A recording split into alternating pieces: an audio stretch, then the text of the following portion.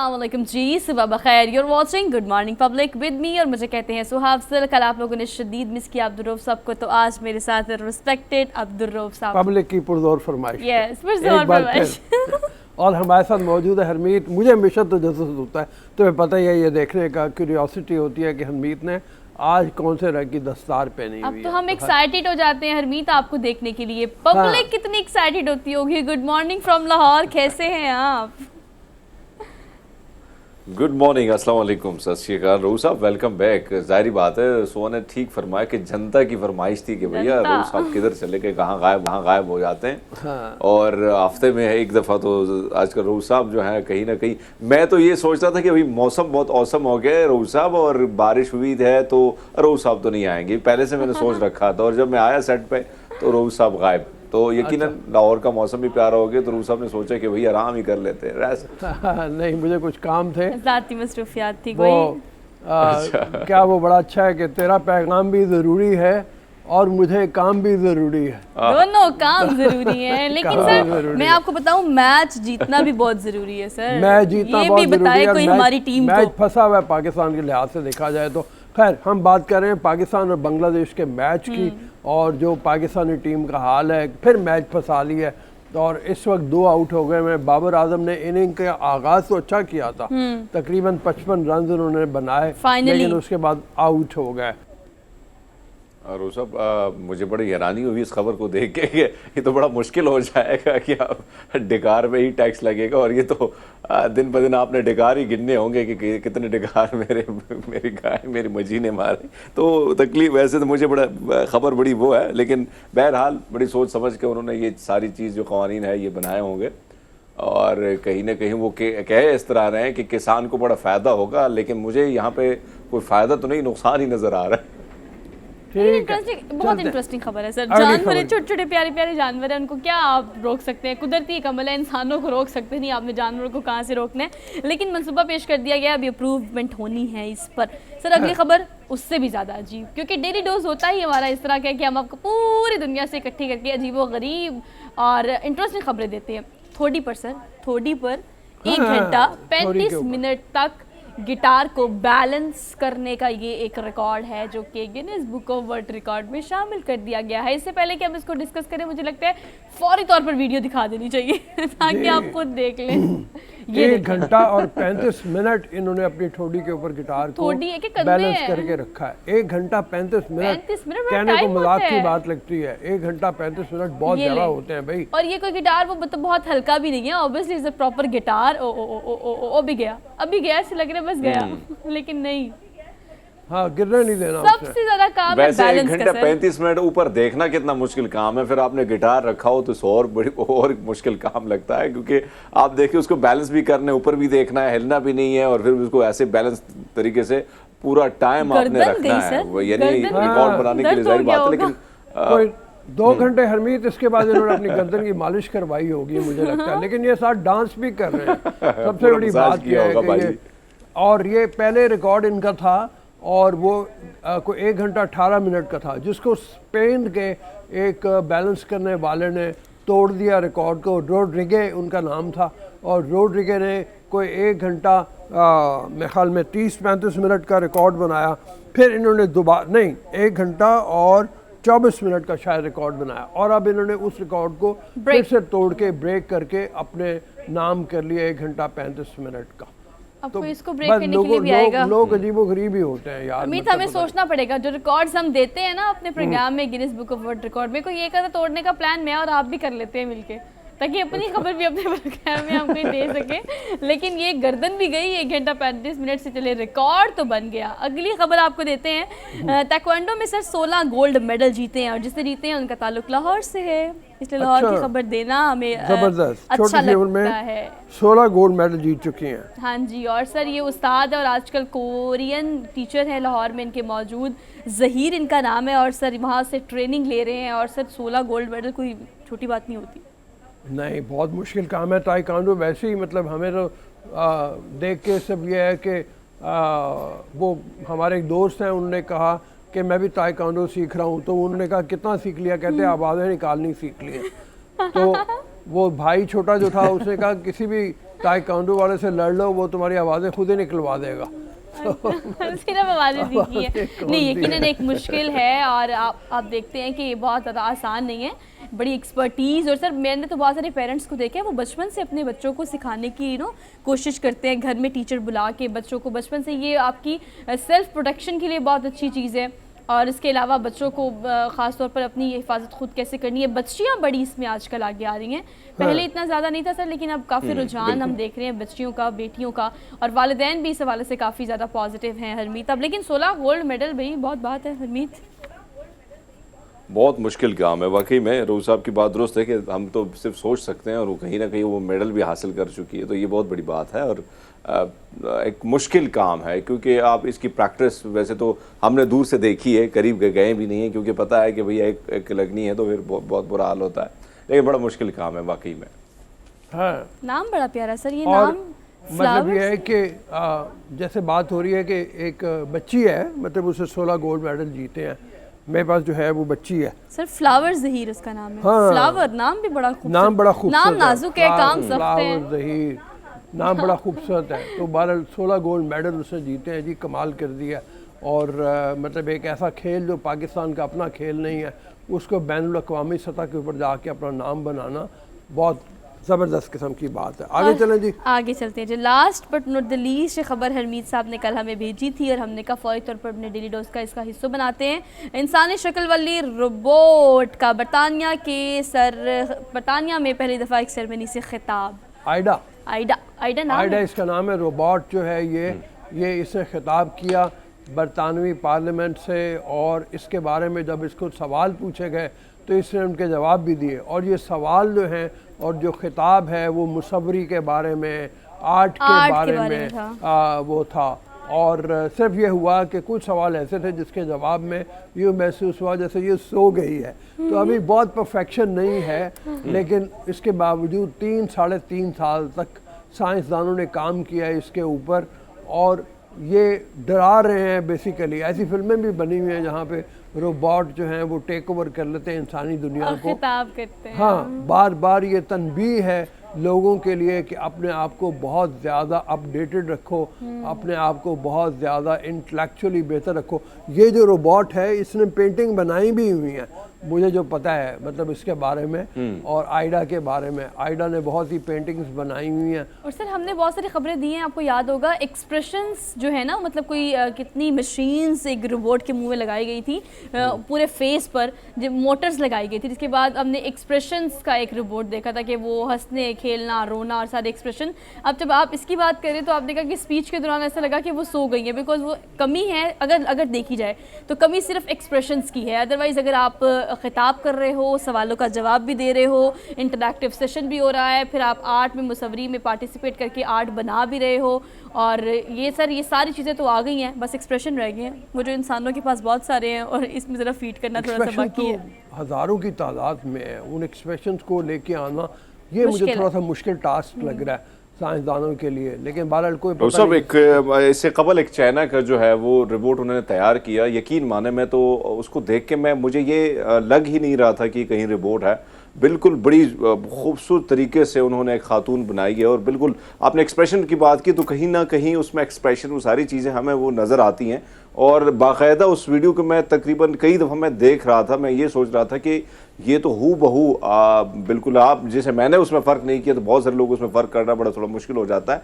तो बड़ी तरक्की हो रही है साइंस के, और जरूर साहब ने दुरुस्त फरमाया कि अपने आप को बाखबर रखना जो है अब हम पे लाजिम हो गया है कि अपने आप को जब तक आप बाखबर नहीं रहेंगे तो बहुत सारी दुनिया में मुख्तलिफ चीज़ें आ रही हैं, दुनिया बड़ी तेज़ी से बदल रही है। अब देखें ना, यहाँ पे रोबोट खिताब कर रहा है तो कल ये रोबोट वज़ीर-ए-आज़म भी बन सकता है। लेकिन आप ये देखें सर कि रोबोट से इंटरेक्ट करना कितना अजीब लगता होगा ना, मतलब वहाँ जितने लोग मौजूद हैं वो ऐसे करके देख रहे हैं रोबोट को, उससे सवाल का जवाब दे रहे हैं, और बड़ा लेकिन एक्सप्रेशन लेस प्यारी लग रही है, आइडा प्यारी लग रही है। जो आपने कहा वज़ीर-ए-आज़म बन सकते हैं, इमरान खान साहब की कल की स्टेटमेंट अगर देख लें तो वो तो यही कहती है कि मैं रोबोट था, पीछे से स्ट्रिंग्स कोई और हिला रहा था। हम रोबोट ही हैं, हम बेसिकली रोबोट ही हैं। अभी तक जितने वज़ीर-ए-आज़म रहे सारे रोबोट ही रहे। यही है।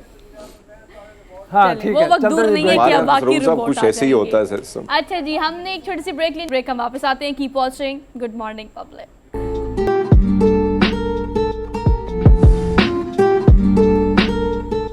जी welcome to the show after the break. बहुत सी खबरें इमरान खान साहब के हवाले से हैं, शहबाज शरीफ साहब के हवाले से हैं, हमजा शहबाज के हवाले से हैं। हमजा शहबाज और शहबाज शरीफ साहब की कल बरियत हो गई।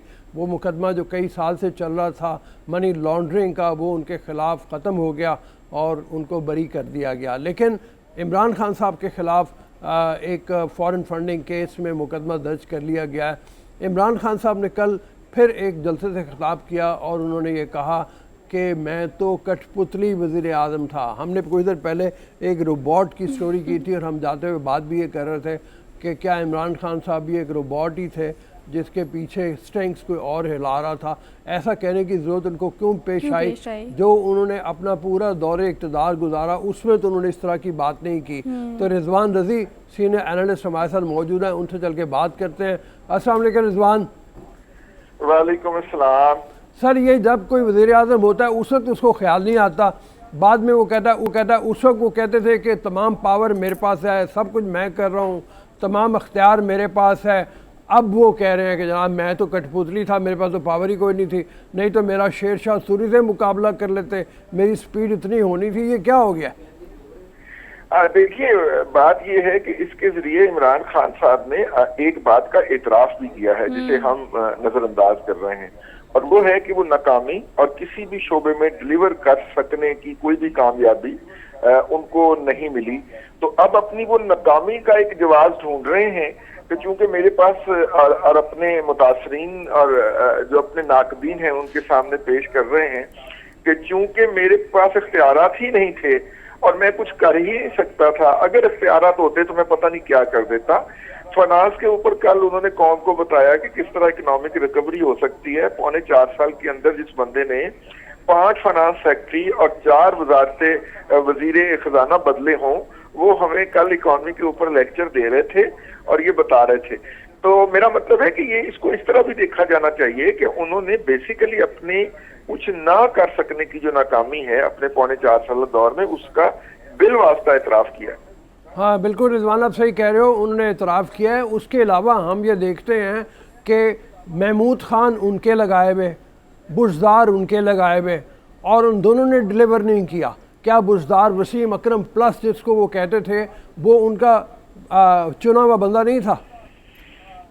जी, आखिरी दिन तक वो बुजदार साहब की तारीफ व तौसीफ के अंदर जमीन व आसमान के कलाबे मिलाए रखते थे, और सोशल मीडिया पे उनकी टीम ने और मेन स्ट्रीम मीडिया के ऊपर उनके मुतासरीन ने तो ये बात साबित कर रखी थी कि अगर फिरदौस बर रूए ज़मीन अस्त बिल्कुल, अगर कोई जमीन पे कोई जन्नत मौजूद है तो वो केपीके के अंदर मौजूद है। वो तो शुक्र है कि उनके दौर के अंदर ही वो जन्नत जो थी वो बेनकाब हो गई, और पता चला कि वहां पे किस तरह यानी कि जामियात के साथी को आधी आधी तनख्वाहों के ऊपर राजी किया जा रहा है, और सूबा ओवरड्राफ्ट पे चल रहा है, और बजट का तीसरे चौथे महीने में हम बैठे हैं और पूरा सूबाई बजट खत्म हो गया है। तो इससे आप अंदाजा कर सकते हैं कि किस तरह आला लेवल की उन्होंने वहां पे गवर्नेंस मेंटेनेंस की हुई थी। हाँ बिल्कुल ठीक है जी Harmeet.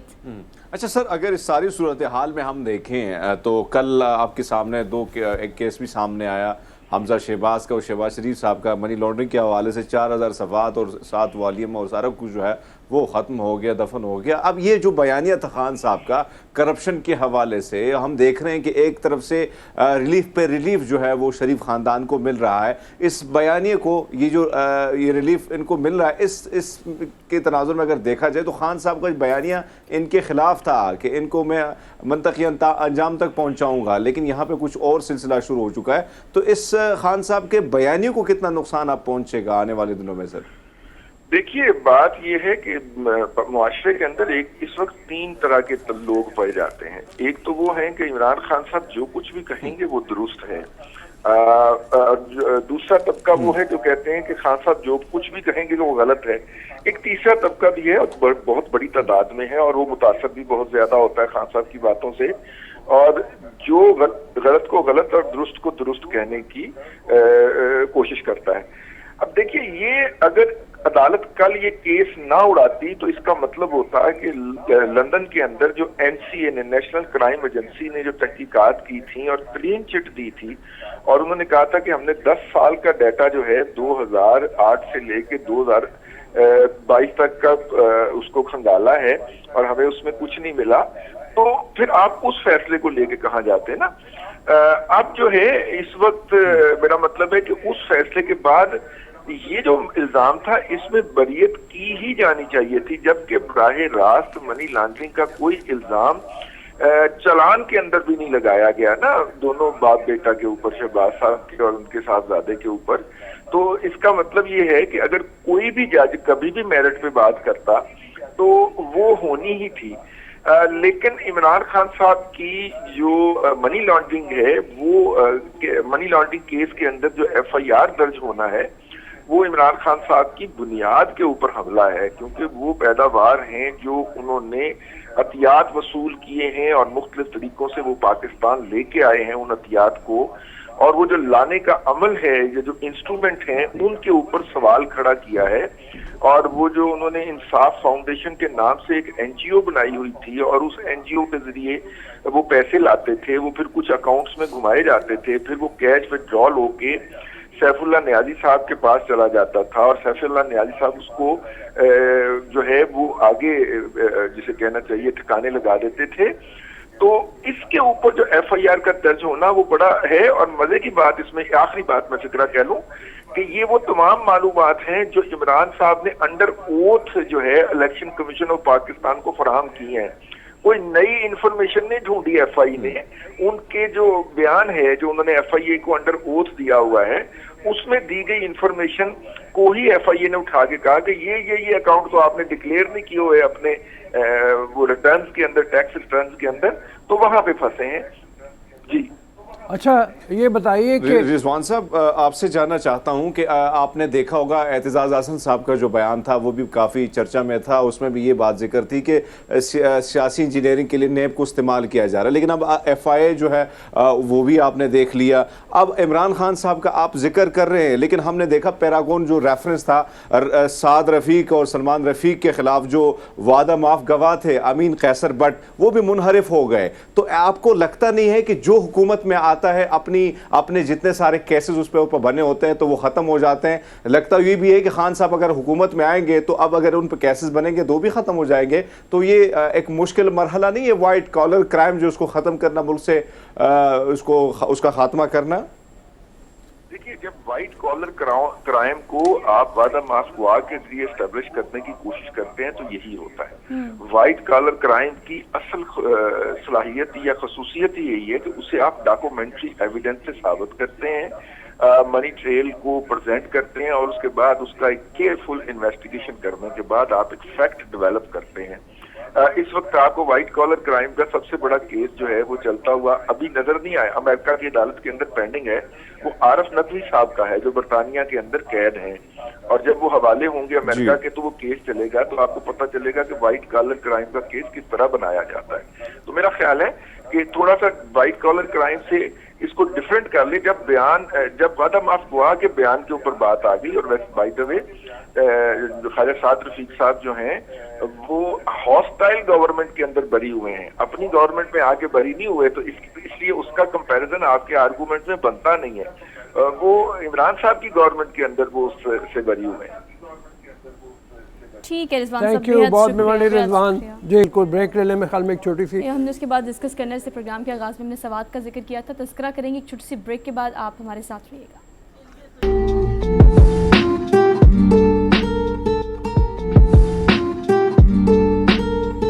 Welcome back after the break. 6 गेंदों पे सर हमें 6 स्कोर पे 6 गेंदें चाहिए थी, 4 पे 4 चाहिए थी। उसके बाद आए हमारे पास, कौन आया सर? मोहम्मद नवाज साहब। उन्होंने एक मारा चौका और हम जीत गए अनप्रेडिक्टेबल मैच। कैसे जीत गए सर आप बता दें? ये तो ऐसे ही खेलते हैं, बस ऐसे खेलते हैं, ब्लड प्रेशर ऊपर नीचे करके खेलते हैं। हाँ नहीं, आज नवाज चल गया, उसने 45 रन किए 20 गेंदों के ऊपर और काफ़ी तेज़ स्कोर किया। अदरवाइज़ मैं जैसे कह रहा था कि शुरू में बाबर ने और रिजवान ने एक स्टेबल ओपनिंग तो दी थी, लेकिन रन रेट इतना ज़्यादा नहीं था। और हैदर अली तो आया और चलते बने, मतलब को ख़ास उन्होंने रन लेकिन नवाज चल गए। देखिए नवाज चल गए आज, और नवाज के चलने की वजह से ये जो टारगेट था ये पाकिस्तान ने अचीव कर लिया। बहुत मुबारक हो तमाम देखने वालों को। और हम चलते हैं अगली खबर की तरफ साथ ही ये मुबारक के साथ, और वो है कि आज 74वीं सालगिरह है नुसरत फ़तेह अली ख़ान यौम की। पैदाइश 1948 में वो पैदा हुए थे और बेशुमार उनके साथ जुड़ी यादें हैं। एक ख़जाना थे मौसीकी का वो, और उन्होंने क्लासिकल गाया हो, उन्होंने कव्वाली गाई हो, उन्होंने गज़लें गाई हों। अभी तक मेरे ख्याल में उनकी आवाज़ इस तरह गूंज रही होती है कानों में जिस वक्त हम सुनते हैं। अभी तक आप जा रहे हो सड़कों के ऊपर तो आपको गाड़ियों में उनकी कोई ना कोई चीज़ लगी, लोगों को, नौजवानों में इवन ज़्यादा मकबूल है। और सर मैंने बहुत सुना उनके बारे में ये भी कि बहुत ज़्यादा कॉन्सर्ट्स और बहुत ज़्यादा मौसीकी जो है, उनके बहुत सारे इवेंट्स जो है वो आउट ऑफ कंट्री भी हुआ करते थे। वहाँ के लोग जो इस ज़ुबान को नहीं भी समझते वो कहा करते थे कि वो जिस अंदाज में गाते हैं वो आप पर एक समा तारी कर देता है। जी बिल्कुल। पीटर गैब्रियल जो बरतानिया के मशहूर म्यूज़िक डायरेक्टर थे, उन्होंने नुसरत फ़तेह अली को सुना और उन्होंने फिर उनको बॉलीवुड, हॉलीवुड, पता नहीं कहाँ कहाँ उनका इंट्रोडक्शन हो गया। उनकी वो गाई द मस्त कलंदर मस्त को पीटर गैब्रियल ने अपने अंदाज में वेस्टर्नाइज वेस्टर्न इंस्ट्रूमेंट्स के ऊपर किया। लास्ट टेम्पटेशन ऑफ क्राइस्ट मशहूर फिल्म थी हॉलीवुड की जिसमें उनकी आवाज़ को इस्तेमाल किया गया। खैर हमारी बातें बहुत सारी हैं, पहले एक रिपोर्ट दिखाते हैं उनकी ज़िंदगी के हवाले से। आई चल के पहले रिपोर्ट देख कर आए वापस। बहुत ज़्यादा उम्र नहीं थी सर, जैसा आप बता रहे थे 47 ईयर्स नथिंग, कुछ भी नहीं, मतलब उम्र उनकी बहुत कम थी, लेकिन बहुत सी बीमारियां उनको लाक थीं। और मुझे याद है कि मेरे दोस्त से इमरान मीर साहब सर्किट एडवर्टाइजिंग के वो मालिक थे, उनको प्रोजेक्ट मिला कि नुसरत फ़तेह अली का जो तराना था मेरा इनाम पाकिस्तान मेरा पैगाम पाकिस्तान वो शूट करें। तो वो मैं उनके साथ था इस पूरे प्रोजेक्ट में, नुसरत फ़तेह अली को हायर करने से लेके उसकी शूटिंग में। नुसरत बहुत बीमार थे उन दिनों में, उनकी एक टांग बिल्कुल तकरीबन ज़ाय हुई थी और खदशा ये था कि वो डायबिटीज़ की वजह से वो टांग काटनी पड़ेगी। अनफॉर्चुनेटली एहतियात नहीं करते थे और वो शुगर उनकी कंट्रोल में नहीं होती थी। तो उसके इलाज के लिए वो इंग्लैंड गए थे और वहाँ पे उनका जो जिगर है वो फेल हो गया, लिवर उनका जवाब दे गया और वहाँ पे उनका इंतकाल हो गया। तो जवान मौत ही मरे एक तरह से। मतलब जो उन्होंने अपनी कव्वाली में इंट्रोडक्शन की जिद्दत, उनके वालिद मशहूर फ़तेह अली ख़ान साहब बहुत मशहूर कव्वाल थे अपने ज़माने के, उस हवाले से उनका भी बड़ा नाम था। लेकिन नुसरत ने उनकी कव्वाली से हट के एक नई जिद्दत इख्तरा जो थी वो उन्होंने उसकी तरफ वो गए। और ये है कि उन्होंने अपनी कव्वाली के अंदर वेस्टर्न म्यूज़िक को शामिल किया, क्लासिकल चीज़ों को शामिल किया, फोक को शामिल किया, और ये इसका एक इम्तजाज बना के उन्होंने। और उनका नाम जो है सर वो रहती दुनिया तक ऐसे ही रहेगा। आपने हॉलीवुड का जिक्र किया, बॉलीवुड का, लॉलीवुड का, और जैसे कि लोग जो इस ज़ुबान से ताल्लुक़ नहीं भी रखते थे वो उनको सुनते थे तो उनका गाने का, गायकी का अंदाज़ कुछ ऐसा था कि लोग ये समझते थे कि हम बस रह जाते हैं उन्हें सुन के, एक अजीब सा समा और तारी हो जाती है। लेकिन राहत फ़तेह अली ख़ान साहब ऑब्वियसली वो लेकर चल रहे हैं इस चीज़ को आगे, तो हमारी तरफ से यकीनन वाज होते तो हम बहुत अच्छा महसूस करते। लेकिन उनके गाने आज भी यंगस्टर और हर एज ब्रैकेट में इक्वली फेमस है, लोग बड़े शौक से और ज़ौक़ से उनको सुनते हैं। फ़तेह अली ख़ान के हवाले से हरमीत की भी बहुत सी यादें होंगी। हरमीत सुनते हो आप उनको अब तक? जल्दी से। बिल्कुल रऊफ साहब, हमने तो बचपन से लेके आज तक, आज भी अगर हम कोई फारिग वक्त मिलता है, जब भी कोई टाइम ऐसा होता है या सफ़र की तरफ आप रवां दवा होते हैं, तो उनकी जो गायकी है बड़ा कमाल का उन्होंने गाया। और हर आपकी बात दुरुस्त है कि एक जिद्दत, एक नई नस्ल तक जो चीज़ उन्होंने मुंतकिल की वो बड़ी कमाल की थी, और इसी वजह से आज भी वो जो नई नस्ल है उनमें वो ज़्यादा मकबूल है। और आज भी हम देखते हैं कि सोशल मीडिया पे उनके जो क्लिप हैं वो काफ़ी वायरल होते हैं और काफ़ी लोग उनका जो पेज बना हुआ है उस पर भी मैं देखते रहता हूँ, जो उनके फैन ने बनाया तो उसकी फॉलोइंग है। तो जो जरा टिपिकल कवाली उसको रिमिक्स कर लेते हैं, लेकिन लोग बड़ा पसंद करते हैं उनको। हमने एक छोटी सी क्विक ब्रेक लेनी है और न्यूज़ ब्रेक है। आप खबरें सुन के वापस आए, प्रोग्राम को आगे लेके चलते हैं। Keep watching good morning public. Welcome back after the break. So we are in the second hour of the show. मैं भी यही बात कर रही थी ब्रेक से पहले कि वक्त का बिल्कुल पता नहीं चलता, लेकिन जैसे जैसे वक्त तब्दील होता चला जाता है ट्रेंड्स भी चेंज होते जाते हैं। खाबों की शौकीन लाहौरियों की बात करें और लाहौर में खाने के ऑप्शंस की बात करें सर, तो 1001 ऑप्शंस। तो ऐसे में अपनी जगह बनाना और कुछ मुनफरिद लॉन्च करना, यही हर किसी का टारगेट होता है, और इसमें कामयाब हो गई हैं योगी अरफा, जो हमारे साथ आज सेट पर मौजूद है। आपको वेलकम कहते हैं। अस्सलाम वालेकुम। Thank you so much. वालेकुम सलाम। Thank you so much for being here, good to see you. ऐसा एक थीम रेस्टोरेंट बनाया है उन्होंने जो कि मुनफरिद भी है, खाना भी मुनफरिद है। अब उसमें क्या क्या क्रेडिबिलिटीज़ हैं वो हम अरफा से जान लेते हैं। बताइएगा कि थीम बेसिकली क्या है और क्या सोचकर हमने इसको लाहौर में लॉन्च किया। बेसिकली जो सबसे पहली चीज़ है, लॉकडाउन के दौरान का ये मेरा प्रोजेक्ट है।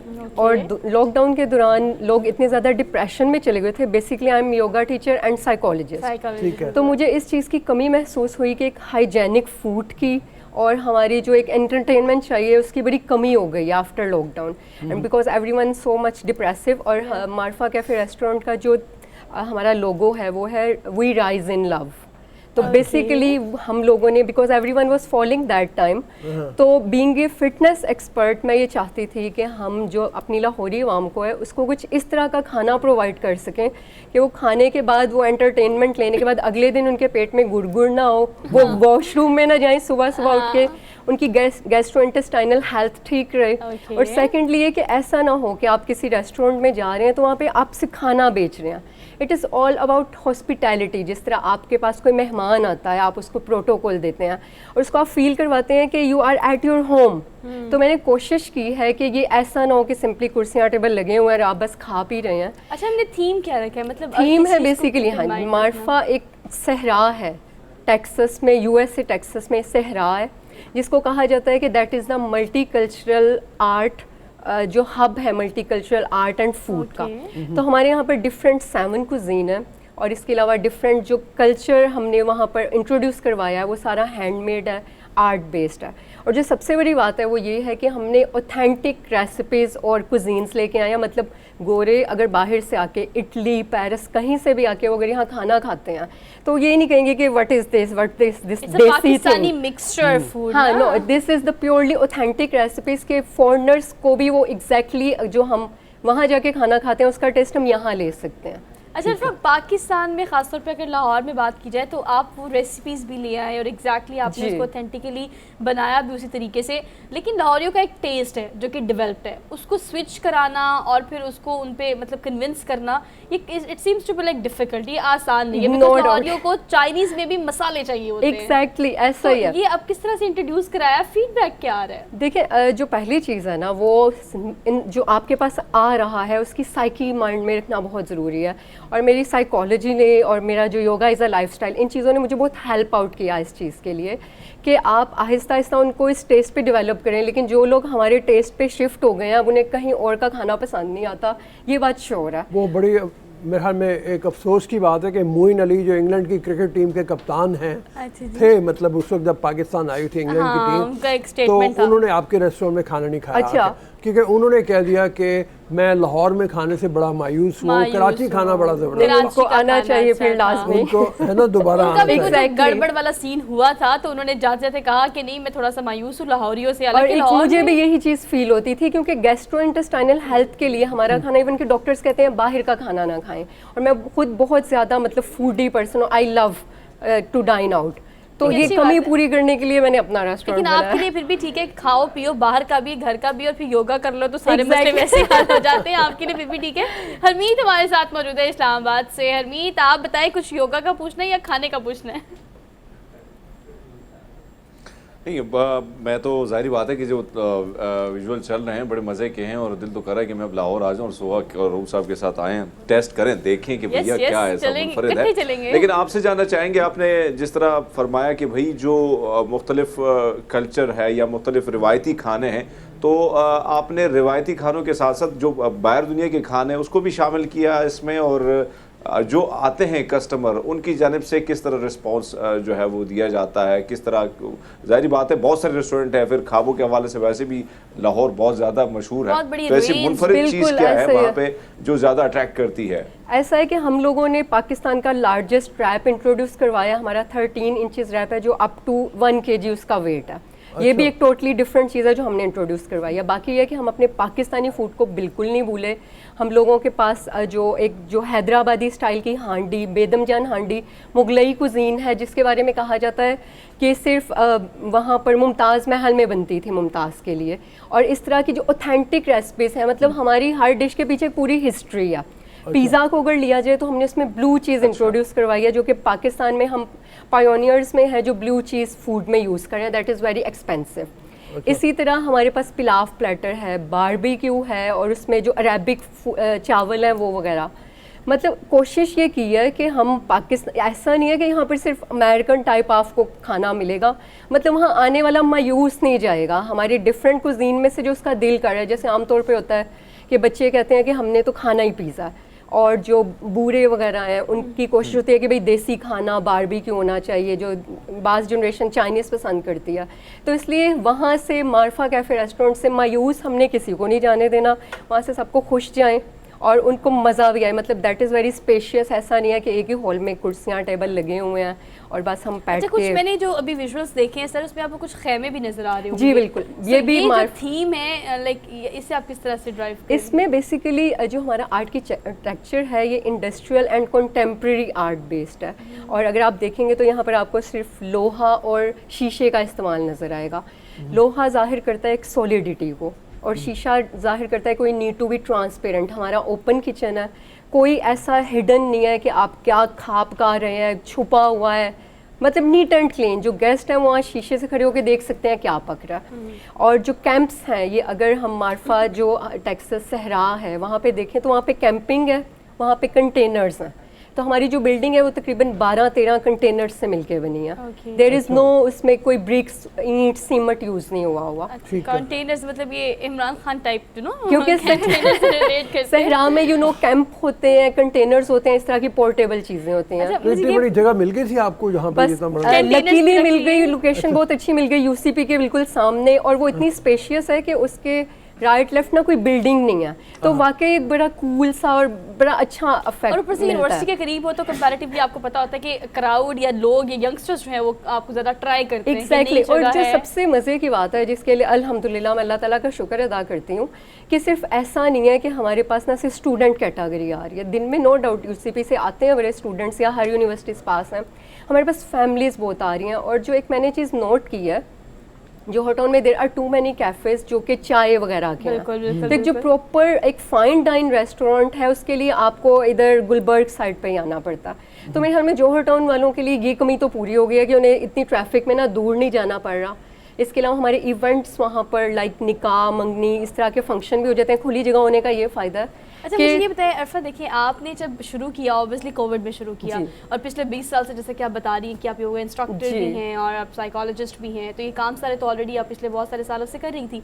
एक स्टार्टअप भी आपको कहा जा सकता है, एक वुमेन एम्पावरमेंट, खासतौर पर जो खवातीन हमें देख रही हैं, they just want to start so many businesses. बिल्कुल। मसला ये होता है कि बाज़-औक़ात हम इन्वेस्टमेंट की बात करते हैं, बाज़-औक़ात हम फंड्स की बात करते हैं, तो जब आपने शुरू किया तो उसको किस लेवल पे किया था? आज जहाँ पर आप 1 साल बाद ले आएंगे वो तो हमें नज़र आ रहा है, लेकिन हाउ यू स्टार्टेड, ताकि जो लोग शुरू करना चाहते हैं उनको भी कोई बिल्कुल ऐसा है। देखिए, एक तो लॉकडाउन के दौरान वो इतनी हार्ट ब्रोकन सिचुएशन थी और बहुत ज़्यादा हमने क्राइसिस देखे, इतने ज़्यादा कि वो लफ्ज़ों में बयान नहीं हो सकते। महंगाई का सबसे बड़ी बात ये, सेकेंडली ये कि तकरीबन 1 साल तो कभी बंद हो रहे हैं रेस्टोरेंट, कभी खुल रहे हैं। यू नो जो रेस्टोरेंट इंडस्ट्री है वो काफ़ी इस वक्त भी फॉल बैक से गुजर रही है, क्योंकि लोगों के पास अपनी रोटी पानी पूरी करने के पैसे नहीं है। तो ये एक अगली एंटरटेनमेंट है। उसमें जो पहली चीज़ है जो कि औरत को या मर्द को भी ऑफ कोर्स मोटिवेट करने के लिए ज़रूरी है, वो ये है कि आप कोई भी बिज़नेस कर रहे हैं अपने पैशन को फॉलो करें। अगर आपके पास पैशन नहीं है, आप 2 महीने बाद ताला लगा देंगे। मतलब इतना इजी नहीं है किसी रेस्टोरेंट खोलना या कोई भी आपने नया काम शुरू करना है, वो शौक की वजह और उसमें पहले 2 साल प्रॉफिट को तो भूल जाएं। देयर इज नो प्रॉफिट, उसमें सिर्फ आपके पास बैकअप प्रॉपर होना चाहिए। अभी it is more than 1 year, 1-1.5 साल ब्रेक इवन पे काम कर रही हैं, चीजों को लेकर चल रही हैं। Yes, you can say exactly. देखिए सर, जेब से खर्च करना पड़ता है पहले 2 साल। Exactly. कारोबार बिजनेस का तो असूल है कि उसमें दूसरी बात यह है कि ये जो महंगाई इतनी ज्यादा हो गई है, इसका असर पड़ता है 100%। देखिए, जब आपकी कॉस्ट ज्यादा है तो आपके पैसे मांगते भी ज्यादा होंगे। जो मांगते ज्यादा हैं तो फिर वो ग्राहक जो आते हैं जो आपके कस्टमर्स हैं वो कहते हैं, गिला नहीं करते कि महंगी है चीज़ें? पहली बात तो ये कि उसमें हमने पहला जो हमारी प्रायोरिटी है वो हमारा आने वाला मेहमान है, उसका हमने ख्याल रखना है। उसका हम बेशक अपने ऊपर बोझ उठाएं, जो सच्ची बात है। तो उसमें देखें, चिकन महंगा हो गया, ऑयल महंगा हो गया, लाइक समहाउ 600 से एक जो गैस का सिलेंडर चला था वो अब कई 13,000 या इस तरह की लिमिट में, I don't exactly remember the price, वहाँ पे पहुँच गया। तो जितने भी ऊपर के चार्जेस हैं वो समहाउ रेस्टोरेंट को बर्दाश्त करने पड़ते हैं।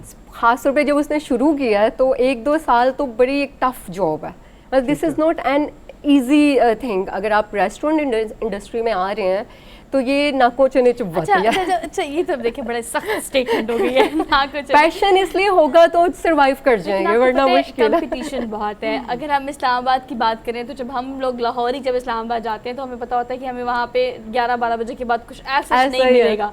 हमें वहाँ लोग मतलब early to bed and early to rise वाली पॉलिसी होती है ज़्यादा, लेकिन अब वहाँ भी चीज़ें काफ़ी हद तक चेंज हो गई हैं। लाहौरियों के पास ऑप्शंस बहुत है और आप देखते हैं कई रेस्टोरेंट ऐसे सारी रात खुले रहते हैं। बिल्कुल ऐसा ही है। तो ये जो नाइट लाइफ है और डाउनटाउन हम लाहौर को देख रहे हैं, इसको आप किस तरह से, मतलब टाइमिंग्स क्या हैं और किस तरह से अब क्राउड जो है वो किस टाइम ज़्यादा होता है? आमतौर पे लंच टाइम में स्टूडेंट्स वगैरह बहुत ज़्यादा आते हैं, और इवनिंग में जैसे 8 से 10 के दौरान फैमिलीज़ बहुत आती हैं। उसके बाद ये चाय कॉफ़ी वाले शुरू हो जाते हैं। हम लोगों का 1 PM तक, रात को 1 AM तक मिडनाइट हमारा टाइम चलता है। और इसमें बिल्कुल आप ये भी लाइक फिगर आउट नहीं कर सकते, आने वाले की मर्ज़ी है, मेहमान पूछ के नहीं आता। हाँ। कई दफ़ा वर्किंग डेज़ में अचानक से आपको बहुत क्राउड मिल जाएगा, कई दफ़ा नहीं मिलेगा। मतलब आप डिसाइड ही नहीं कर सकते हैं कि आज आने वाला दिन, मतलब हर रोज़ एक नई स्टोरी है। लेकिन चले, that is very good. This is very colourful. ये बताइए कि एक वक्त में कितने लोग, आपने जैसे कहा और मैं कह रहा था बड़ी जगह है, एक वक्त में कितने लोगों को? हम लोगों की, हाँ जी, हम लोगों की 300 प्लस की वहाँ पर कैपेसिटी है। लेकिन इस वक्त जो हमने सिटिंग रखी हुई है वो हमने ऑलमोस्ट 150 प्लस की रखी हुई है। मतलब सिटिंग अभी कम रखी हुई है, लेकिन देयर इज कैपेसिटी। जब कोई फंक्शन हो जाए तो एग्जैक्टली फिर हम ऐसे कर लेते हैं, लाइक वहाँ पर हम इजीली 300 अकोमोडेट कर लेते हैं। मतलब ये open, you know, open sky और ओपन रूफटॉप नहीं, देयर आर 3 थिंग्स। इंडोर भी है, कैंप्स है, आउटडोर है, रूफटॉप है, ताकि आपका जिस वक्त जो दिल कर रहा है। बाज़ लोग एसी में बैठना पसंद करते हैं, बाज़ लोग खुली हवा में, तो किसी को भी मायूस नहीं किया। अच्छा देखिए, हमने आपको इतने सारे ऑप्शंस दे दिए हैं। हरमीत, अब आपको लाहौर आना पड़ेगा, बिकॉज हम मिलकर इसको प्लान करते हैं। व्यूअर्स ने जो पूरा सेगमेंट देखा है उसके बाद तो देखें आपके पास बहुत सारे ऑप्शन है, यू गाइस शुड विजिट। और इनके खानों के नाम सुन के मुंह में पानी आ रहा है पहले नाश्ते का टाइम है हमारा। चलिए जी यार, thank you so much for being here. बढ़िया रही आपसे, best of luck from our side. और आप लोग भी जाएं और विजिट करें, हमें रिव्यू दीजिएगा। हमने एक छोटी सी ब्रेक लेनी है, वापस आते हैं। Keep watching. Good morning public. जी, welcome to the show after the break. हमारे साथ सलमान अहमद मौजूद हैं, उस्ताद हैं और जिन्होंने OA लेवल के इम्तहानात में मुसलसल अपने बच्चों को जो ट्रेन किया, उस हवाले से 3 अवार्ड्स जीते हैं। और भी कई अवार्ड्स होंगे जो ज़ाहिर है इनको मिले होंगे, और इंशाल्लाह ताला जिस तरह से इनकी मेहनत है वो आगे काम आएगी, और इनको हम उम्मीद करते हैं और भी अवार्ड्स मिलेंगे। लेकिन इनसे जानना यही चाहिए, और जो हमारे देखने वाले हैं उनकी गाइडेंस के लिए भी, कि वो क्या चीज़ है जिसके ऊपर अमल करके बच्चे बेहतरीन अपना रिज़ल्ट जो है वो हासिल कर सकते हैं। OA लेवल के ही नहीं बल्कि दूसरे इम्तहानात के अंदर भी। तो सलमान साहब हमारे साथ मौजूद हैं। अस्सलाम वालेकुम सलमान साहब। जी वालेकुम अस्सलाम। सर, क्या तरीका है आपके पढ़ाने का जो मुनफरिद है, जो आप समझते हैं बाकी टीचर्स में कमी होती होगी, जिसकी बुनियाद के ऊपर आपको ख़ास तौर पे अल्लाह ताला ने इतना नवाजा है और आपने उसकी बरकत से बच्चों को पढ़ाया? तो क्या स्ट्रेटजी होनी चाहिए बच्चों की तालीम के लिए, अपने आप को पढ़ाने के लिए क्या तरीका अपनाना चाहिए?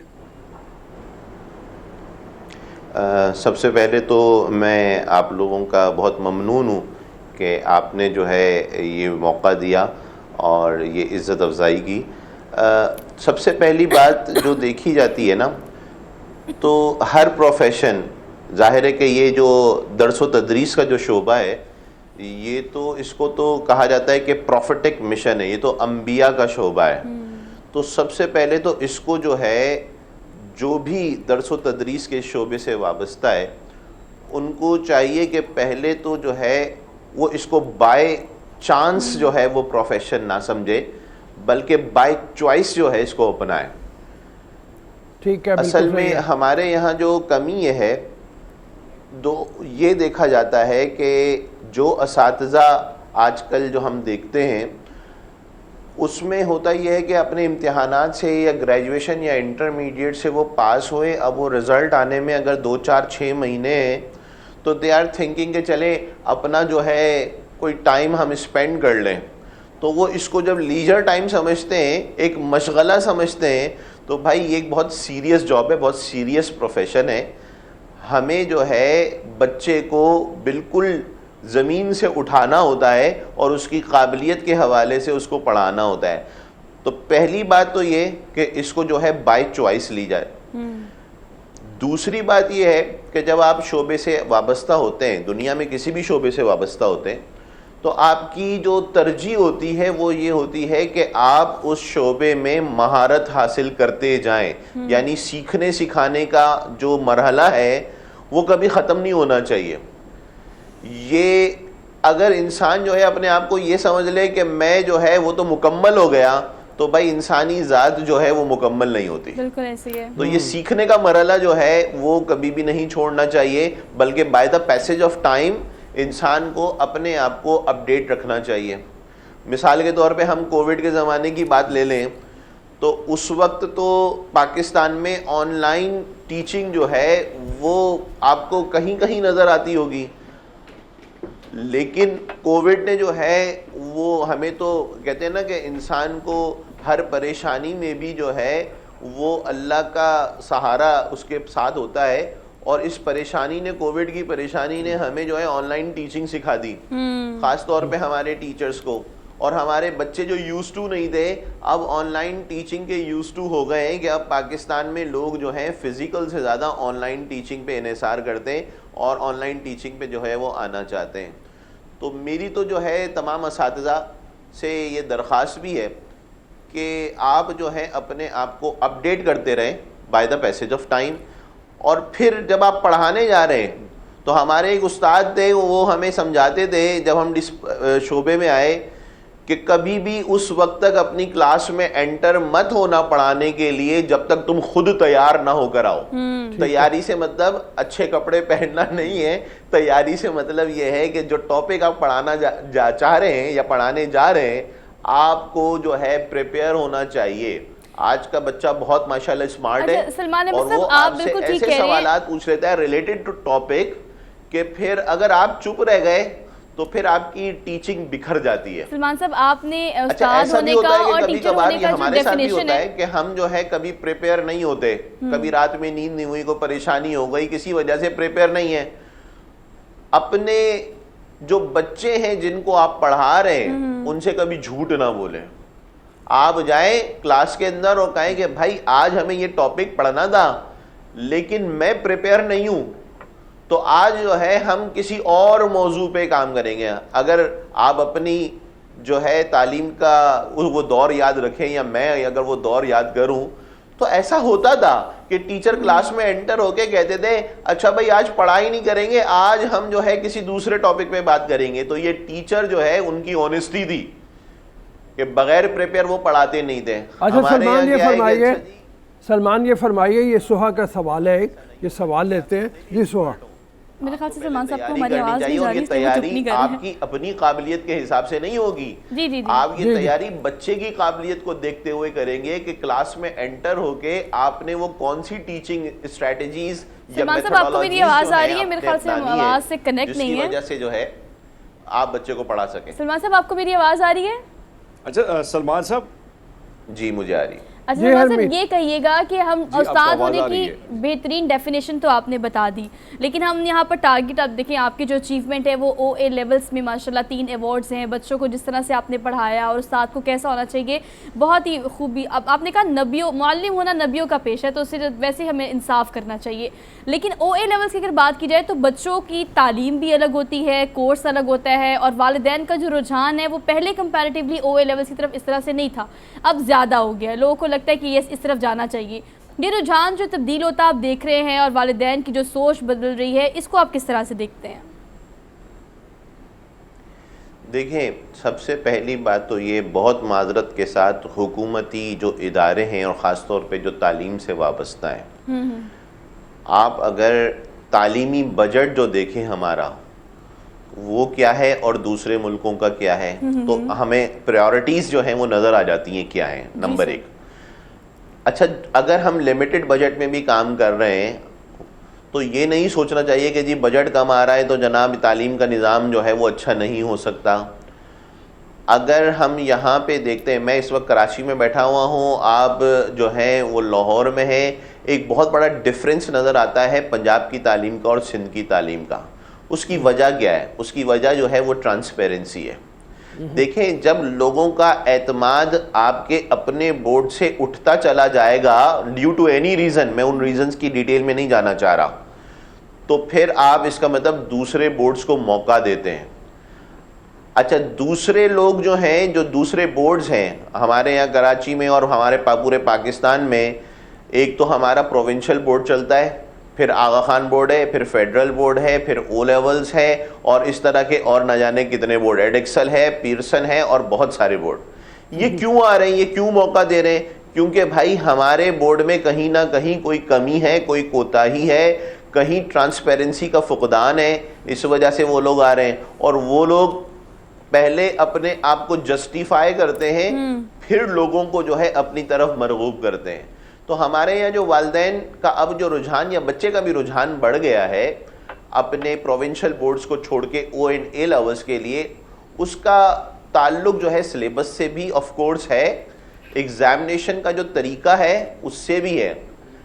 हमारे यहाँ प्रोविंशियल बोर्ड में ये कहा जाता है, और बच्चे को भी ये अब अल्हम्दुलिल्लाह जो है कुछ चेंजेस आ रही हैं प्रोविंशियल बोर्ड में भी, लेकिन ये कहा जाता था पहले कि जनाब बस वो पास पेपर याद कर लो और बस वही क्वेश्चन आ जाएंगे, और उन क्वेश्चंस में वर्डिंग भी चेंज नहीं होती थी। मजे की बात तो ये है, इस एज कंपेयर टू दिस, अगर हम दूसरे बोर्ड्स पे जाते हैं तो उनकी प्रैक्टिकल इम्प्लीमेंटेशन है, वो जो है नॉलेज बेस्ड क्वेश्चन करते हैं, वो अंडरस्टैंडिंग बेस्ड क्वेश्चन करते हैं। ये बच्चे की सलाहियत को निखारता है। तो हमें ज़रूरत है कि इम्तिहानात के तरीके में, सिलेबस के तरीके में तब्दीली लेकर आए। अच्छा सलमान साहब, हरमीत हमारे साथ मौजूद है इस्लामाबाद से। जी हरमीत। जी सलमान साहब, आपसे जानना चाहूँगा, जिस तरह आपने मुख्तलिफ बोर्ड्स का जिक्र किया, फिर हम देखते हैं कि हमारे मुल्क में जो नसाब है या फिर हम एजुकेशन का जो सिस्टम है, इससे कबल जो हुकूमत आई उन्होंने कोशिश भी की लेकिन नाकामी हुई। इसमें कितना आप देखते हैं कि जो फ़र्क आता है, बच्चा कितना उसका जो जहन है वो कितना मुंतशिर हो जाता है, कितनी सोच में कितनी तब्दीली आती है? क्योंकि हम देखते हैं कि हर जगह एक अलग सिलेबस है, अलग पढ़ाने का तरीक़ाकार है। ये कितना फ़र्क डालता है जो बच्चा है उसके फ्यूचर, उसकी शख्सियत पे? आपका बहुत ज़बरदस्त ये अच्छा सवाल है। अगर हम देखें, अगर हम गौर करें नेशनल करिकुलम पे, ये मैं सिंगल करिकुलम की बात नहीं कर रहा, ये मैं पिछले बनाए हुए नेशनल करिकुलम की बात कर रहा हूँ। अगर हम सिर्फ उसको ही फॉलो कर लें और उसी के मुताबिक हम अपडेट होते रहें और थोड़ा सा अपने इम्तिहानात का तरीक़ा बदल लें। देखें, दूसरे बोर्ड्स में मैं एक मिसाल देता हूँ, एक इंटरनेशनल बोर्ड की, मैथमेटिक्स है, 2 पेपर लिए जाते हैं। एक पेपर जो है उसमें कैलकुलेटर अलाउ होता है और एक पेपर में कैलकुलेटर अलाउ नहीं होता। अब इससे हो क्या रहा है, वो बच्चे की जहानत का इम्तिहान ले रहे हैं। जो बच्चा जो बड़ी कैलकुलेशन है वो अलाउ कर रहे हैं, क्योंकि प्रैक्टिकली बड़ी कैलकुलेशन में कैलकुलेटर्स जो है हमें यूज करना पड़ता है, लेकिन वो साथ साथ बच्चे को डिपेंडेंट भी नहीं बना रहे कैलकुलेटर का। वो एक अलग से पेपर ले रहे हैं जिसको भी पास करना बच्चे के लिए जरूरी है, और उसमें वो सिर्फ अपना जहन इस्तेमाल करेगा, अपनी लॉजिक्स लड़ाएगा। तो अगर हम अपने इम्तिहानात का तरीका इस तरह का कर लें, और बहुत कुछ हो सकता है। हमारे यहाँ बड़े माहिर असातिज़ा हैं, और उन असातिज़ा को अगर बैठा जाए, उनको बुलाया जाए, उनके साथ बैठा जाए और सब कुछ किया जाए कि एक तरीक़ेकार जो है वो डिसाइड कर लें, तो हम अपने बोर्ड को बहुत बेहतर बना सकते हैं।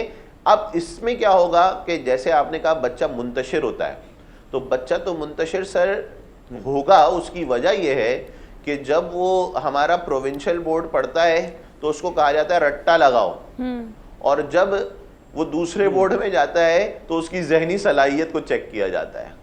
तो वो बच्चा चाहे यहाँ से वहाँ पे जाए या वहाँ से यहाँ पर आए, मिसाल के तौर पे उन दूसरे बोर्ड में वो परफॉर्म नहीं कर सका, अब वो जब हमारे प्रोविंशियल बोर्ड में आ रहा है तो उसको कहा जा रहा है रट्टा लगाओ, तो भाई वो रट्टा नहीं लगा सकेगा, वो फिर ना यहाँ पे चल सकेगा और ना मतलब जो है दरअसल कहीं हमें और। अपने इस सिस्टम को वजह से आप ठीक देखें- करेंगे तो चीज़ें ठीक होंगी। सलमान साहब आपका बेहद शुक्रिया, बड़ा इनका क्रेडिट है, लेकिन ऑब्वियसली जो कमियां उन्होंने बताई हैं उसको फिल करेंगे, वो डेफिशिएंसीज पूरी होंगी तो ही सिस्टम बेहतर हो जी, सकता है, बिल्कुल। तालीम का निज़ाम बेहतर हो सकता है। एक ब्रेक लेनी है, वापस आते हैं, आप देखते रहिए ये प्रोग्राम जिसे हम कहते हैं गुड मॉर्निंग पब्लिक।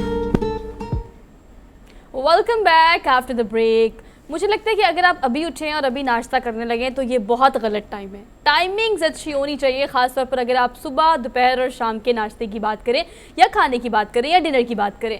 लेकिन हम इसमें बिल्कुल भी ख्याल नहीं रखते, कोताही करते हैं, और हमारे पास तो ट्रेंड्स इस तरह के हैं। कोई आपको इन्वाइट करेगा कभी नाश्ते पे सुबह 10 बजे नहीं करेगा, हमेशा आपको डिनर के लिए इन्वाइट किया जाएगा, और वो भी लेट नाइट। तो खाना किस टाइम खाना चाहिए, इन सारे सवालों के लिए, परफेक्ट टाइमिंग के लिए हमारे साथ मौजूद है डॉक्टर ज़रताशा, माहिर ग़िज़ायत है। आपको आज के प्रोग्राम में खुशामदीद कहते हैं। कैसी हैं आप? Thank you so much. अच्छा डॉक्टर ज़रताशा, बताइएगा कि वैसे तो हमें पता है early to bed and early to rise, ये कुछ ऐसे टिपिकल स्टेटमेंट्स हैं जो हमें याद हैं। खाने मगरिब के बाद या इशा के बाद 8 बजे के बाद नहीं खाना चाहिए, पता हमें सारा कुछ है, लेकिन हम कितनी गलत रूटीन में इस वक्त हैं। और एग्जैक्टली अगर थोड़ा आगे पीछे करें तो क्या टाइमिंग्स होनी चाहिए नाश्ते की, दोपहर के खाने की या डिनर की?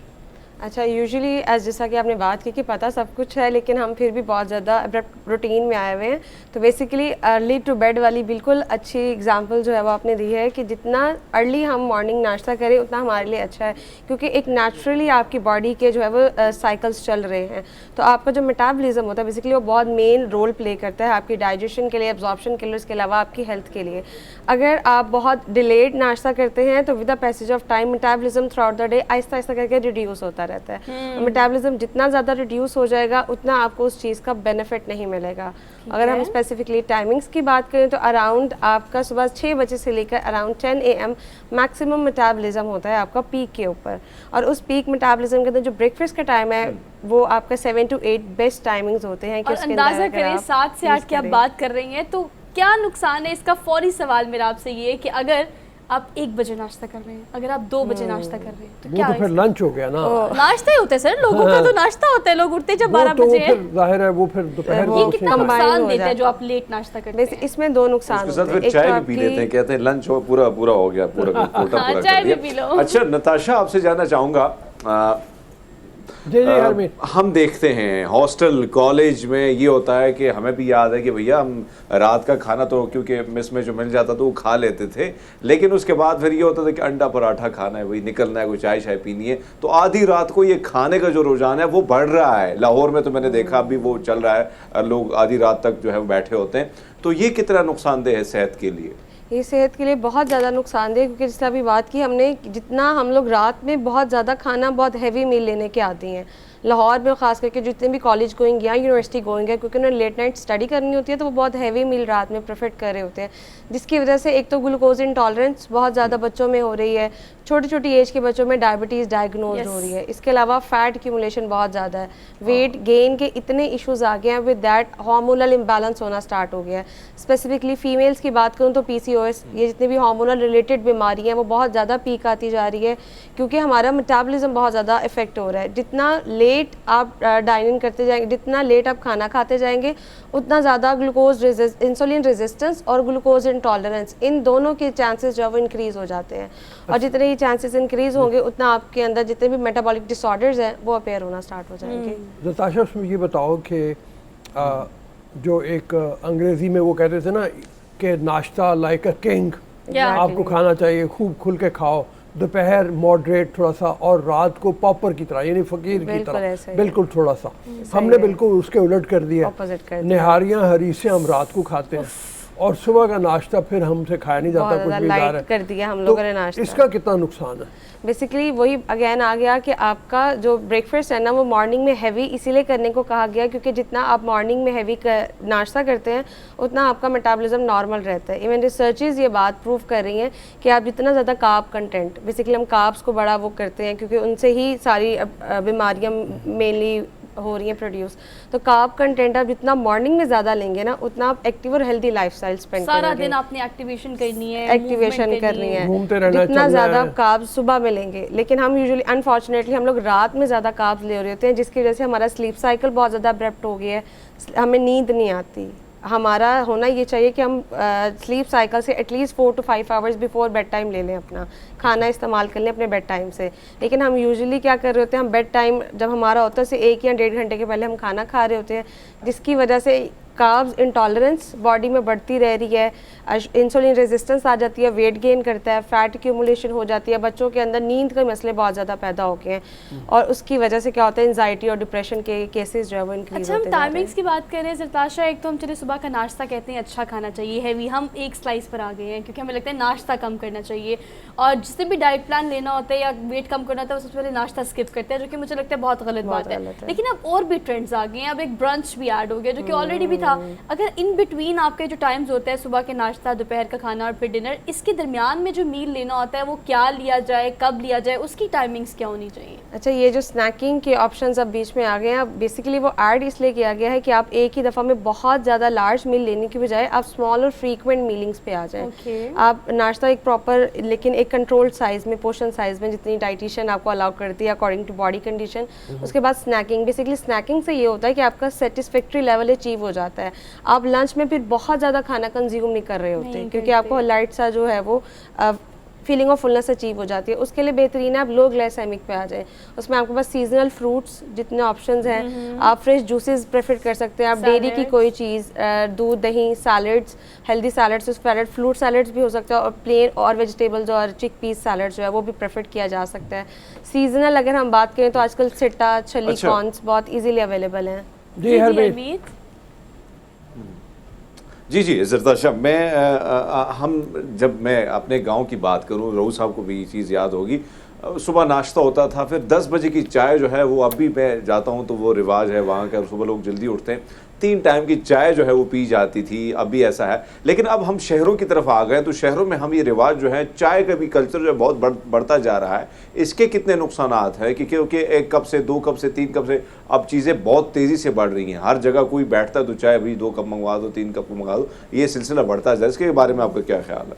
अच्छा, मील के साथ तो चाय हम भी डाइटिशियंस जो है वो बहुत ज़्यादा करते हैं कि आप मील के बिल्कुल साथ चाय ना लें, पोस्ट मील आप चाय ले सकते हैं, लाइक आफ्टर 30 to 40 मिनट्स, क्योंकि चाय के अंदर कैफ़ीन होती है, कैफ़ीन न्यूट्रिएंट इंटरप्शन करना स्टार्ट कर देती है, आपकी बहुत सारी न्यूट्रिएंट्स ऐसे जिनको एब्जॉर्ब नहीं होने देती, डिस्टर्बेंस कॉज करती है।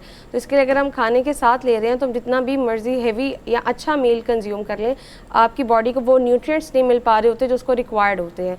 तो बेसिकली चाय की एक जो अगर हम बात करें कितनी अलाउड है, तो मैक्सिमम 2 कप्स हम लोग पर डे चाय ले सकते हैं, लेकिन उसकी कंडीशन ये होती है कि आप पोस्ट मील चाय लें, एक तो फास्टिंग में चाय ना लें, पोस्ट में लें वो भी 30 to 40 मिनट्स का गैप डालकर। यूजुअली जो हमारी यहाँ पे लाहौर में अगर मैं बात करूँ प्रैक्टिस की, तो यूजुअली लोग क्या कर रहे थे, सुबह बेड टाइम पे ब्लैक कॉफ़ी या चाय कंज्यूम कर लेते हैं और उसके बाद नाश्ता स्किप कर देते हैं, या नाश्ते को 11 या 12 बजे के करीब जो है वो कर लेते हैं कि हम उस टाइम नाश्ता करेंगे। इससे क्या होगा, हमारा फैट बर्न होगा और हम जो है वो अपनी डाइटिंग कर रहे हैं और हम वेट लॉस कर लेंगे।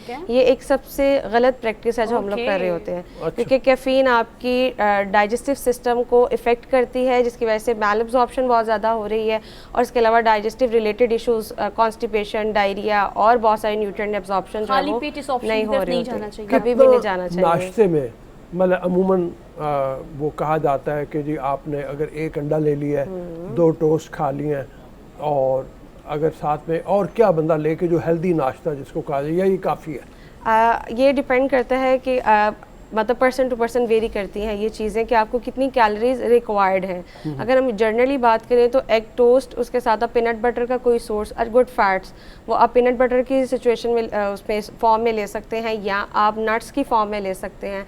आप कोशिश करें अपना डेयरी प्रोडक्ट जो है वो एक लाजमी ऐड करें, उसके साथ आप स्मूथी कर सकते हैं, या मिल्क जो है वो 1 कप वो आप ले सकते हैं। सुबह के नाश्ते में चाय जो है वो तो एक लाजमी जुज़ है ना, मतलब बंदा नाश्ता करते हुए साथ में चाय पीता है, तो उसका भी नुकसान है। नहीं, उसमें फिर आप, जैसा मैंने पहले बात की कि आप थोड़ा सा स्पेस ले लें, आप 30 to 40 मिनट्स गैप। हाँ, सॉरी मैं आपको इंटरप्ट कर रही हूँ, लेकिन हमारा मसला है नाश्ते के साथ हमें चाय चाहिए होती है, इंक्लूडिंग मी, मतलब मेरा तो ये मसला है। हमें तो लगता है हम उठ ही नहीं पाएंगे। उठ ही नहीं, मतलब वो ये बहुत बुरी बात है कि ऑन स्क्रीन ही हम इस चीज़ को डिस्कस कर रहे हैं कि हम भी इस चीज़ का शिकार हैं, लेकिन हम रिलेट कर रहे हैं, हमने जो लोग देख रहे हैं स्क्रीन के उस तरफ, उन सबका यही मसला होगा। ये आदत हमने बना ली है, नाश्ते के साथ वी वांट चाय, इसको कैसे स्किप किया जाए, रिप्लेस कैसे किया जाए? इसमें सबसे बेहतरीन ये होता है क्योंकि हमने आदत खुद डेवलप की है ना, हमने इसे खुद ही ठीक करना है।